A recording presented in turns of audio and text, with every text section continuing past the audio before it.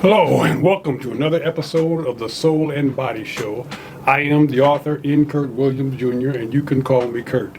I am a spiritualist, hermeticist, and metaphysician, and today we're about to bring you another exciting episode of the Soul and the Body Show.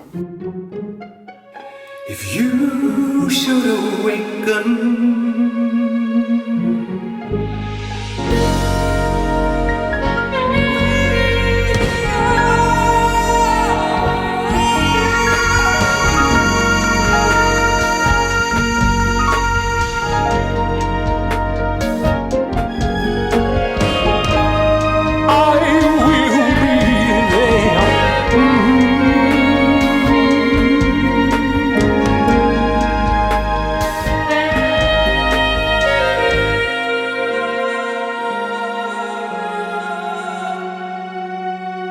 I will be there when you wake from your lovely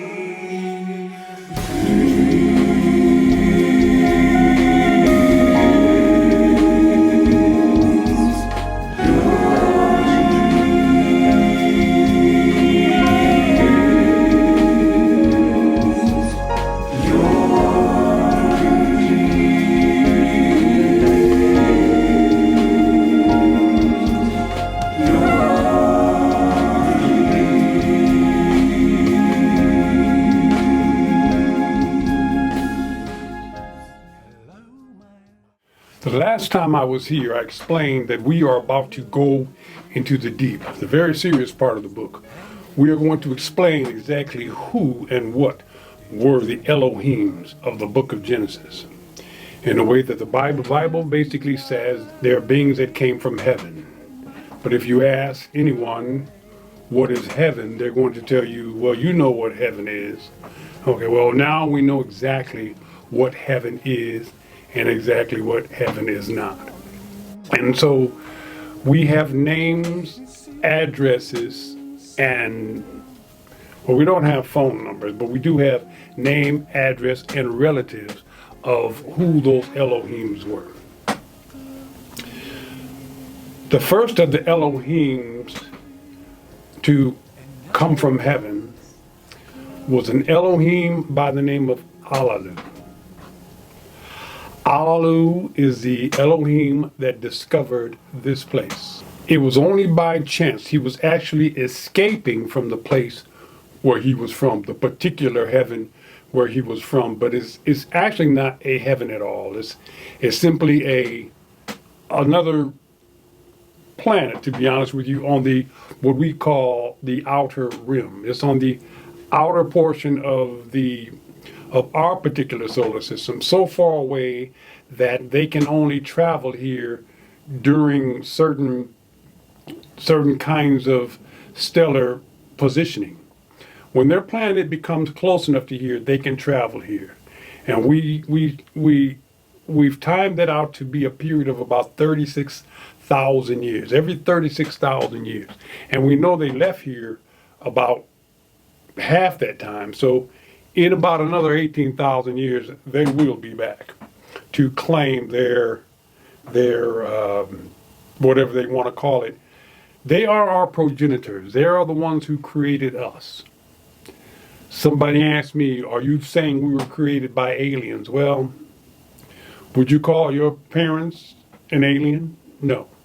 If they're an alien, then we're an alien. We were both we were actually born here of this planet. When we get into the creation of Adam and Eve, then we'll be able to explain how that was done and why the name, why clay was even brought up. The Bible says God made man out of a lump of clay. Well, actually, it wasn't a lump of clay, but it was a clay element, because in order to introduce a species to a particular place, you have to introduce elements from that place to be structured into the DNA. The Elohim that created us were genetic experts. Anu is the chief deity of this sector. You will come to know him as the God Jahovah.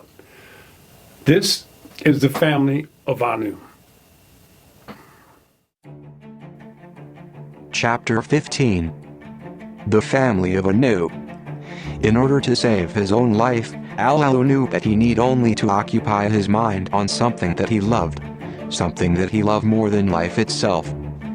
There was only one thing that could possibly engage him so. That something was the wife and family he had left behind on Nibiru and was trying so hard to forget. Because of circumstance, he felt it was necessary to separate himself from family in order to survive. Meanwhile on Nibiru, Anu was now the ruler, and it was quite amazing when word from Alalu came in from distant space. At the time on Nibiru, a vast number of volcanoes sustained the atmosphere, shielding the planet from harmful radiation. Just like on the planet Earth today, radiation is shielded by the ozone layer caused by natural fires and volcanic activity. The volcanic activity began to decrease, causing tears in the then fragile canopy that protected the planet. The circumstances demanded that one of two solutions must be done or the planet Nibiru was doomed. First, they would attempt to activate the volcanoes by blasting them with a variety of weaponry. The other was to patch the breaches with the dust of gold. The latter was the most desired resolve, however an extraordinary amount of the very rare element would be necessary to make a desirable difference to the layer. The element gold had been discovered on Nibiru when an asteroid from far distant space containing the metal burst into the planet millions of years before. Since then, the element seemed nowhere in the universe to be found. At the time, the ruling party from the family of Lama could not decide whether to blast the volcanoes or search for the gold. The situation was growing desperate when Alalu, one of the princes, descended from another ruler, Ancharga, through his son Alam, whose mother was simply a concubine and not a primary wife. However, Alalu felt that the kingship was rightfully his, by law of succession. Alalu then broke into the palace, a fight pursued, and Lama was forced out of the palace tower, falling to his death. Alalu then proclaimed himself king. Anu then appeared before a council of the seven, who judged, and declared that he, not Alalu, should be the rightful ruler of Nibiru, after tracing his lineage in a more direct line than Alalu, therefore legitimizing his claim to the throne of Nibiru. The seven who judged summoned Alalu. Alalu then made a proposal to Anu that he would retain the throne while he lived, but Anu would retain the succession, and that his children would become kings in time. Alalu's proposal was denied, so he stole a spaceship and headed away from Nibiru. Anu's wife Namu was said to have given birth to the great Anunnaki gods that would come to call Earth as their kingdom to rule. The Elohims and creators described in the book of Genesis. Sun Enki was Lord Earth and God of wisdom, magic, fresh water, and a god of Eridu, a great kingdom on the planet Nibiru. Enki was also the minister of science for the Anunnaki and the one most responsible for the DNA science behind the recreation of mankind in the image of the Anunnaki gods. Anu's daughter Ninsun Surtur was known as Lady Sheep Goddess. Her son Ugobinda was the king of Uruk, a great kingdom on Nibiru. Enlil, son of Anu, and brother of Enki, and lord god of Nippur and king of the Sumerian gods. Enlil was also the god most responsible for the destruction of mankind by deluge. Anu's grandchildren were Ambaratutu, king of Surapak, and the father of Gilgamesh and Atrahasis, or Ziudra, or the biblical Noah, and also king of Shuruppak.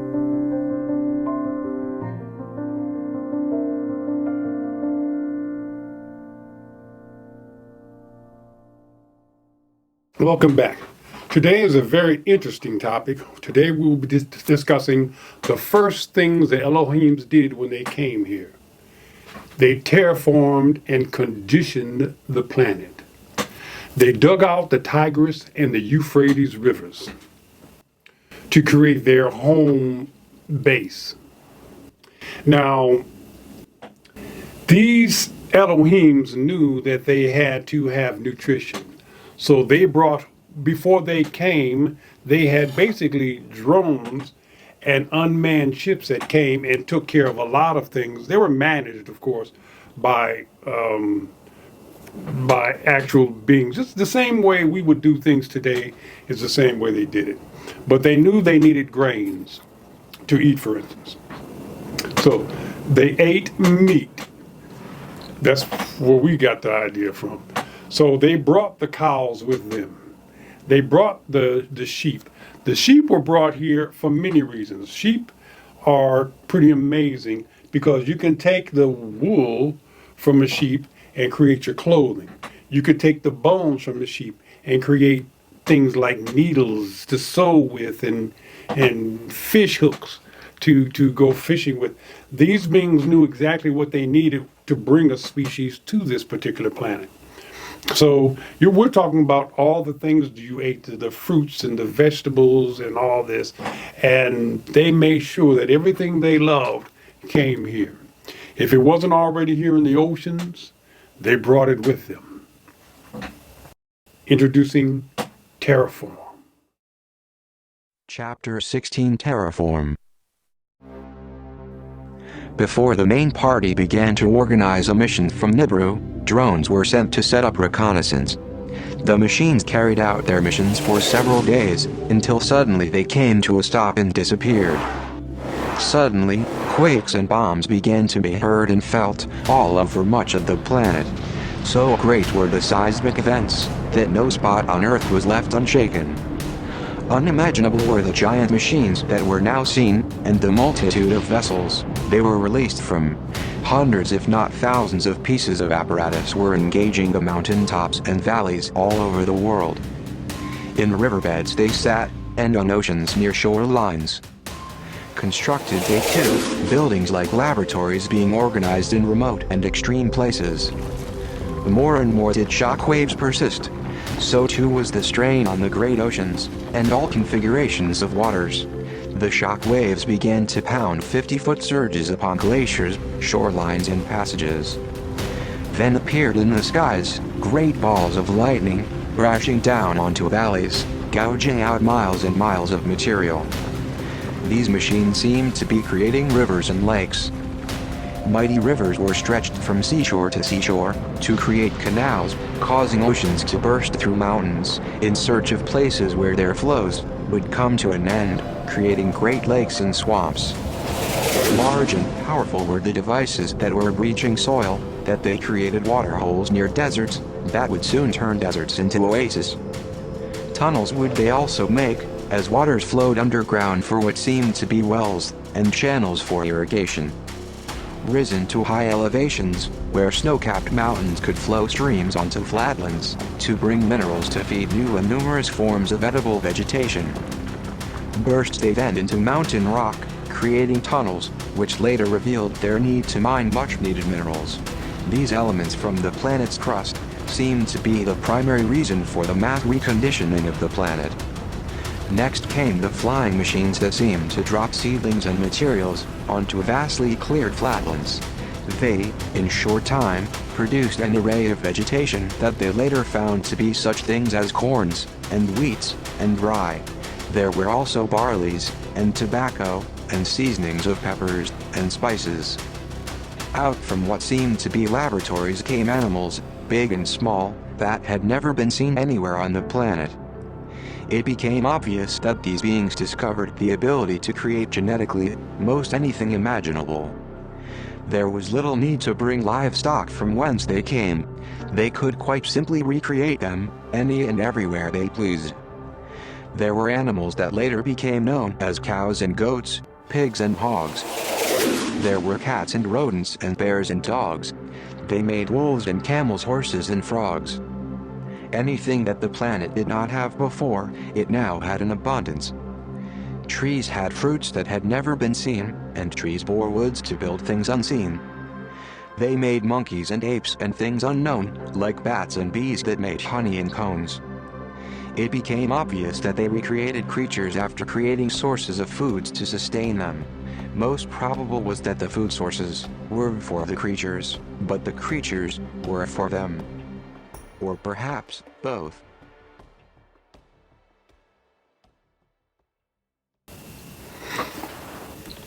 Now, one of the more interesting chapters in the book, to me anyway, was the next chapter. It's called They're Here. It's when the main party actually came here for the first time. And the creatures here saw these Elohims. Now you must understand that there were no human beings here. So the documentation we have for this is the documentation that was left by the Elohims themselves in cuneiform on tablets. This is where we get the information from. There were no human beings here to record anything. So it would be been very difficult for someone to say, okay, I witnessed this, I was here.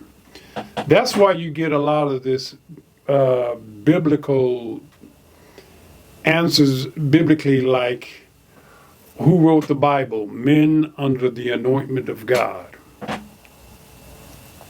Well, that's simply not true.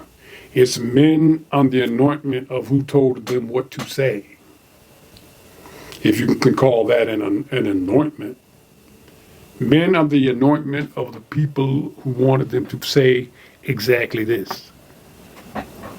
Like religions, for instance. The creator of the universe does not communicate in literature. Simply because he wouldn't have to. If he wanted to put an idea into your mind, he would just put it in there. He wouldn't have to put it in there for you to read and misinterpret. He would put it in your, it would be more obvious. We're talking about a being that makes no mistakes. We're talking about a being that knows everything. One of the things that this being is going to know is the effect literature is going to have on you. Literature can be manipulated. Literature can be transformed. The Bible is a system where whoever was in power at the time had the advantage of the narration. They call it editing. When King James was in power, he hired a guy by the name of William Tyndale to edit the Bible in the favor of the dynasty in England. Before that, it was a Roman Catholic. Before that, it was the Torah. And you have Muhammad mixed in between. But all of this information is represents the powers that be at the time. So the information that we're giving you about the Elohims was information that they wrote about themselves.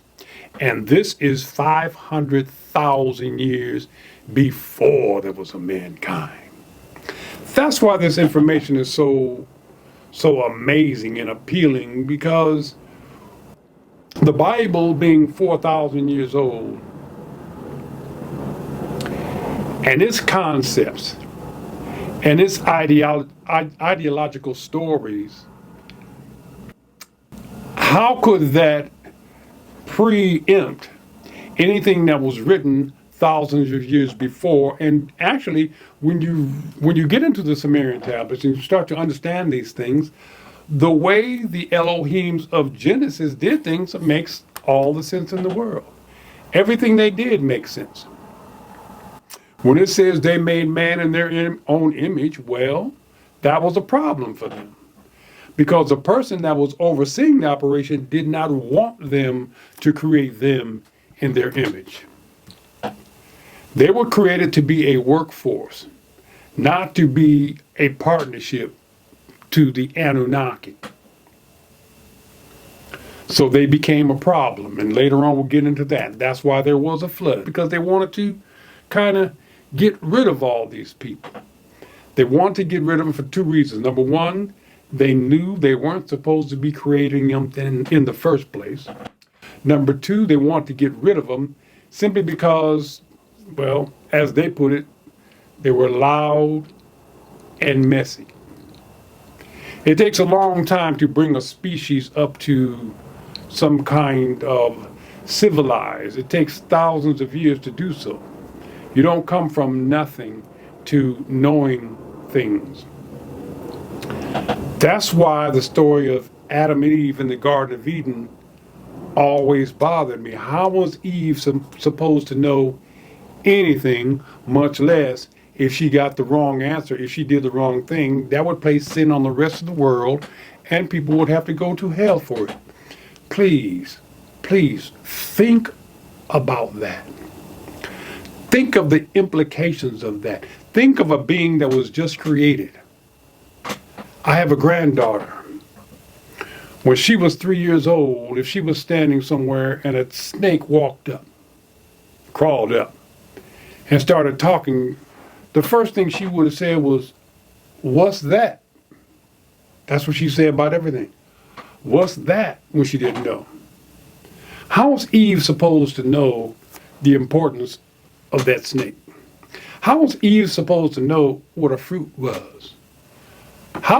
All Eve was probably was hungry, and she saw something to eat and ate it and told Adam it was good because it was. And why would God tempt a being that knew nothing? I can go on and on with this. At this particular point, if that's something you want to believe, you're welcome to do so. But as I said before, the civilization, the young people that are growing up are far more sophisticated than we were. And I would like to leave them with more to grasp onto, things that made more sense than I had when I was growing up. Because the things I had when I was growing up didn't make any sense. The Adam and Eve story didn't make any sense. You know, the heaven and the hell story didn't make any sense. This give your soul to Jesus or else didn't make any sense. I admire the Hebrew Israelites.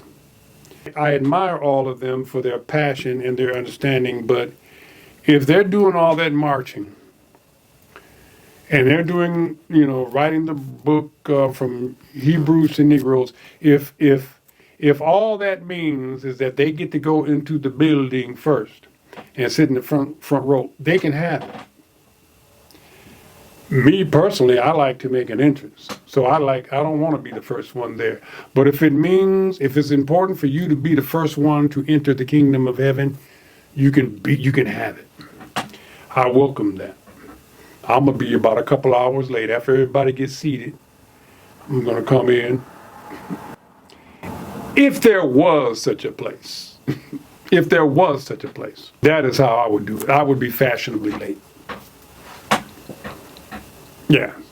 So if it's important to be the first, that's fine. What we're doing here, we're explaining how the creator of the universe works, and ultimately we'll get into the science of it, because science is God. God created science, not mankind. Mankind has the nerve to sit up here and criticize spirituality because they say it doesn't offer empirical evidence. Empirical meaning evidence that they can prove. The mere fact that a scientist is sitting here talking about it is proof. The mere fact that the scientist is trying to find out the answer to something that they don't know is proof. Science did not invent science. The Creator did. All the things that you are learning, scientists, you are learning because it's already been done by the Creator. So there's no such thing. All spirituality does is, through a spiritual connection, we have evidence that is good enough for us to tell us how things were done. We know they were done. You know they were done. It's not a question of it being done or not. One day we're going to fly and live on Mars. Well, they did that a long time ago. So how they did it is more important. You see? So science needing empirical evidence. Which brings me to another situation that just dawned on me. Atheism. There's no such thing for one reason. Because atheists simply, it tries to suggest that there is not a God. Now, we do know that God might not be the name for it, but there is a divine fashioner. It has to be, because this universe, galaxies, planets has been fashioned. It is here. Something did it. So whatever that something is, you can put your own name on it. So the fact that you feel God does not exist, well, you're only talking about the biblical God, because the biblical God is an off-putting thing because there's so many contradictions, and the biblical God is not the creator of the universe. You know the universe was created because you are in it. So you can be an atheist towards the biblical God, but you cannot be an atheist towards the creator of the universe, or you wouldn't be here to tell your story. Agnostic. That's another word we need to X off of our vernacular, because agnostic simply means you know something's happening, but because you don't know, it doesn't exist. Well, you're not going to know everything. All you need to know is it's here. You're not going to know how it got here or why it is here, but you know that it's here. So we can check off agnostic as well. Agnostic simply means you need to go and learn some more stuff until you are satisfied. Atheists need only to know the difference between the biblical God and the creator of the universe. You can deny the biblical God because it's kind of, and that's man-made. But you cannot deny the creator of the universe. All you got to do is look up and you'll see it, and you will see him. It is there. You are a fool to say that it's not. Agnostic, just because you don't know doesn't mean it does not exist. That's your fault. You need to study. You need to listen to my show. By the time you get to listening to all this, you will know exactly how things happen. And thank you for coming to another episode. I love everybody, and we'll see you next time. I'll be there when you wait for your love. Your